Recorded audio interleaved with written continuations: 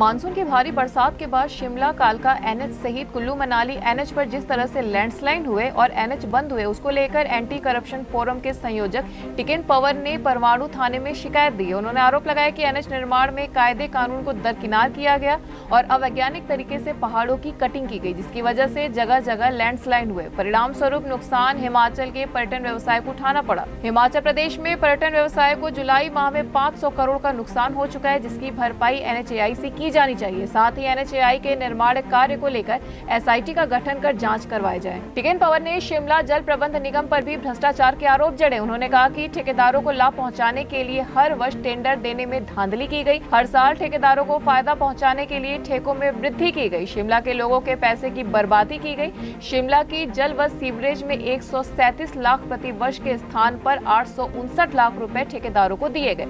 उन्होंने कहा कि सीजेपीएनएल में हुए भ्रष्टाचार की भी एसआईटी जांच होनी चाहिए। News desk anyone live. देखिए, मैं 4-5 बातें कही हैं आज प्रेस में। एक तो मैंने ये कहा है कि ये जो है मिलीभगत है और ये क्रिमिनल नेग्लिजेंस है, इसलिए उनके खिलाफ जो है वो क्रिमिनल कार्रवाई तेज लानी चाहिए और वो सिर्फ एफआईआर के माध्यम से नहीं जो वहां फाइल हुई है, लेकिन एक स्पेशल इन्वेस्टिगेशन टीम होनी चाहिए जो परवाणु वाला भी देखे और कुल्लू वाला भी देखे, क्योंकि इसमें ये मतलब बहुत सारे क्रिमिनल तो है ही है नेग्लिजेंस, लेकिन साथ में इसमें किकबैक्स का भी बात हो रही है। क्योंकि हमारे अब ये जो और फीडबैक कुछ इंजीनियर से मालूम पड़ा है कि उन्होंने time and again point out किया था कि वर्टिकल स्लिट कभी नहीं पहाड़ में दिया जाता और वहां पे भी दिया गया था, लेकिन वो जाहिर बात है कि जो ड्राइविंग फोर्स कोई और रही होगी, तो इसलिए उनको दरकिनार किया गया। दूसरी बात हमने कही है कि कमीशन ऑफ इंक्वायरी एक्ट है 1952 का, उसमें कमीशन ऑफ इंक्वायरी कॉन्स्टिट्यूट की जाए। प्रेफरेबली हमारे सुप्रीम कोर्ट के जो रिटायर्ड जज है हिमाचल से कोई, उनको उसमें चेयरपर्सन लगाया जाए, ताकि पूरा जो ये पॉलिसी फ्रेमवर्क में खासकर बदलाव हुआ है, डैम आज मलाना डैम अभी तक नहीं खुल रहा है और चीजें हैं, ये उसको देखे। और साथ में जब हम विश्व बैंक के या एडीबी के फंडेड प्रोजेक्ट्स को ले रहे हैं, तो एक डिजास्टर फाइनेंस एलिमेंट उसमें रखा जाए जो आज तक कभी नहीं होता है। डिजास्टर मिटिगेशन को लेकर किस तरह से आप करेंगे, ये दूसरी बात इसमें हमने कही है।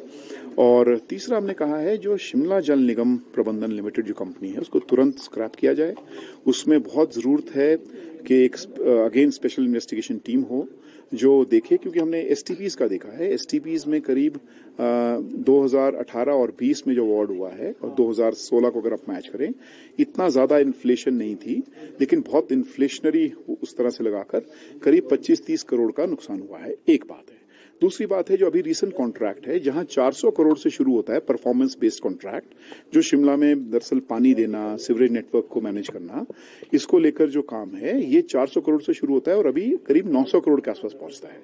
और मजे की बात है कि दो बड़ी कंपनियों का कार्टेल इसमें दिखता है। कार्टेल का मतलब मिली भगत दिखती है, क्योंकि दोनों के बिड में बहुत कम अंतर है और दोनों की बिड जो प्राइस गवर्नमेंट ने ऑफर की है वो गवर्नमेंट की प्राइस ऑफर करके 40 करोड़ ज्यादा है और वो नेगोशिएट नहीं कर रहे 40 करोड़, उसको सिर्फ 3 लाख या 4 लाख देने को तैयार है। ये स्क्रैप होना चाहिए टेंडर, क्योंकि ये भी अगेन कंडीशंस बदली गई हैं।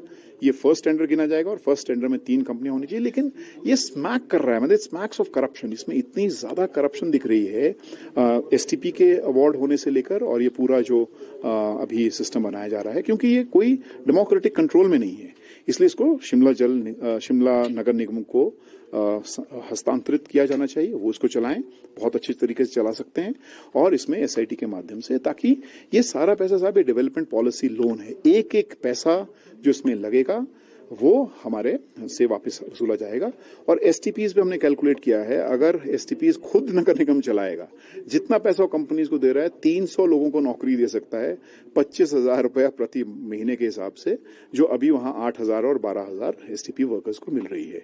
तो मुझे लगता है कि ये 2 बातें जो महत्वपूर्ण है आज बेटर गवर्नेंस को लेकर, जो आज हमारी सरकार कह रही है, मुझे लगता है बेटर गवर्नेंस जो है बेटर परफॉर्मेंस के साथ आती है। And I think it's high time that they should perform now.